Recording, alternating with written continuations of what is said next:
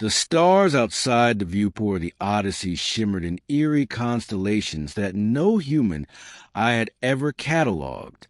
Captain Elias Reeve leaned against the cold metal railing, staring at the expanse, feeling both insignificantly small and desperately aware of his isolation. He had spent nearly a year navigating the uncharted sectors beyond the Cygnus Rift, charting planets for the Terran Union.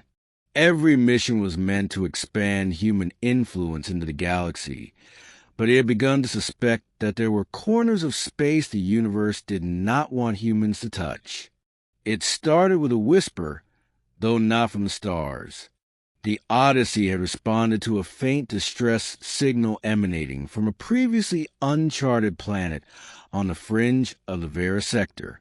The transmission was old, decades if not centuries, but the distress in the signal was palpable.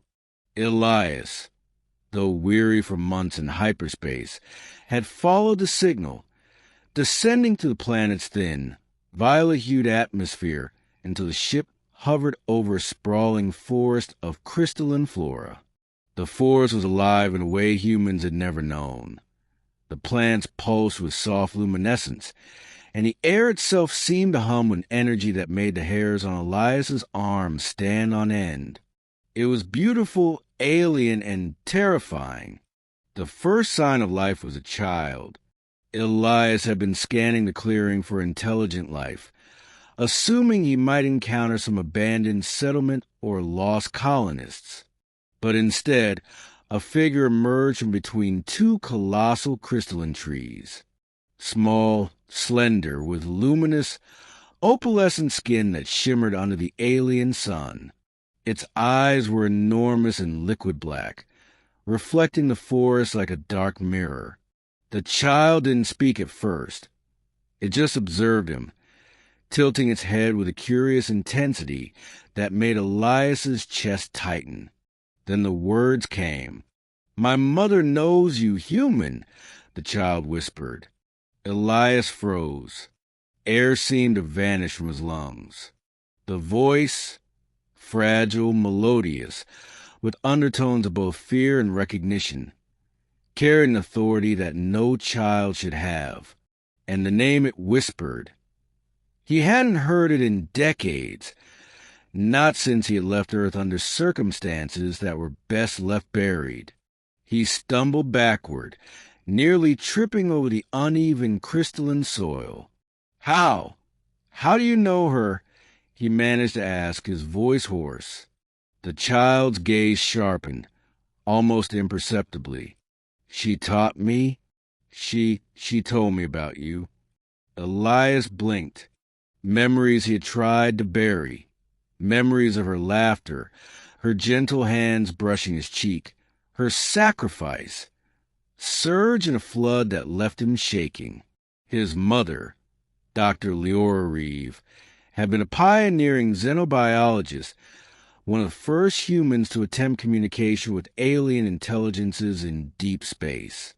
She had disappeared 23 years ago on a mission to the outer reaches of the Vera sector. All official reports stated that her ship had been destroyed.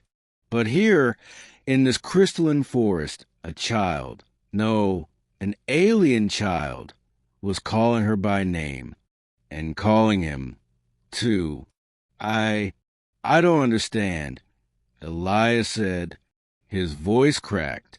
"If she's here, then—" The child stepped closer, small hands outstretched, and Elias noticed a strange insignia etched into its wrist, a sigil that had been on his mother's mission log, a symbol no one else should have recognized.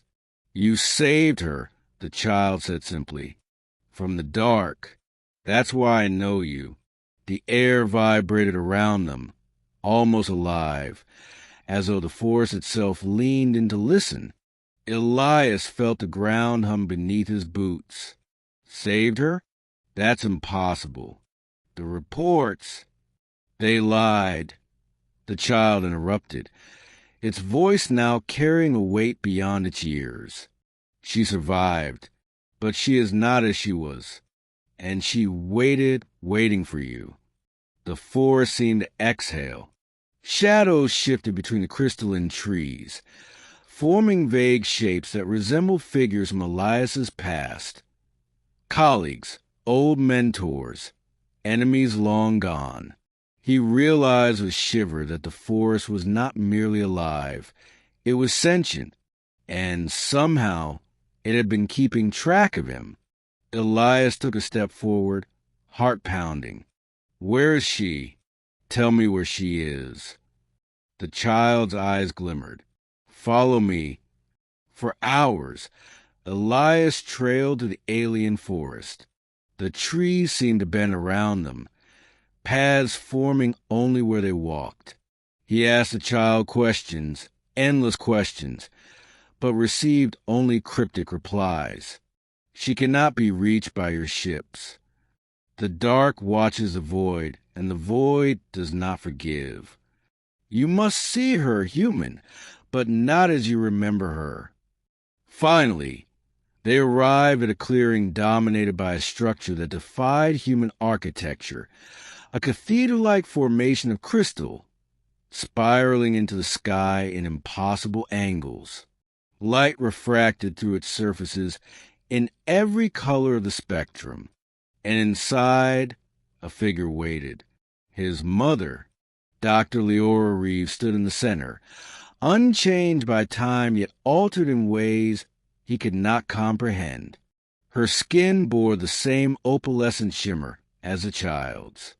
Her eyes, once warm brown, were now a fluid silver, reflecting both starlight and shadow. Her hands moved through the air as if weaving threads of light. Elias, she said, and her voice struck him like lightning. Not the voice of the mother he remembered, but the voice of someone who had transcended humanity while retaining every fragment of love he had known. Mom, he breathed, tears stinging his eyes. He wanted to run to her, but something held him back. The overwhelming power radiating from her, the almost divine authority that made him feel like a child again. You've come, she said. I knew you would. How are you alive? The ship was only the beginning, she interrupted. I was taken by an intelligence older than the stars. They do not recognize death as you do. I learned from them. I changed and I returned. But the dark followed me, Elias. That is why I remained hidden. The child stepped forward, holding out its small hand to his mother. He is the one you spoke of, the one who can help. Elias felt the weight of centuries pressing down on him. Help? Help with what? The dark, his mother said. Her hands extended, and the crystals around them began to hum and glow in inner light. It seeks to devour not just worlds, but memories, identities, entire legacies. I escaped its grasp, but only for a time. You, my son, are the key to ending it, not as a soldier, but as the bridge between what is human and what has become beyond human. Elias's mind reeled. Every logical part of him screamed that this was impossible.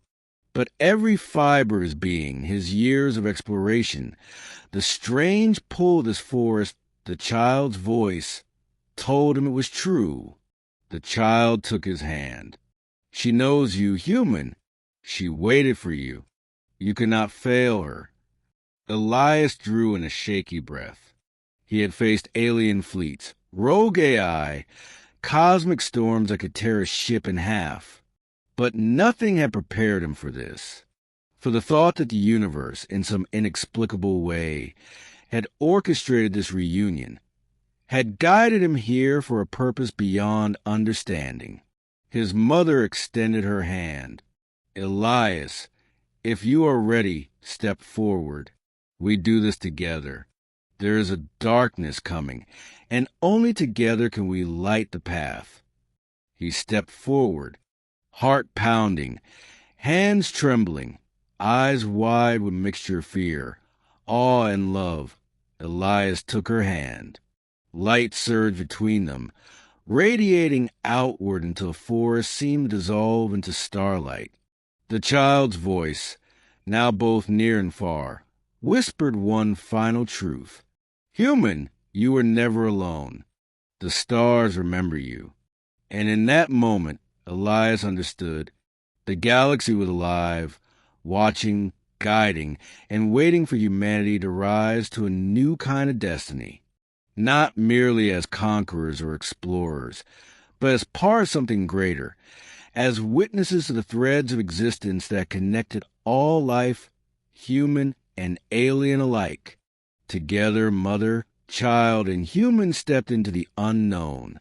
The dark waited beyond the horizon, but for the first time in decades, Elias did not feel fear.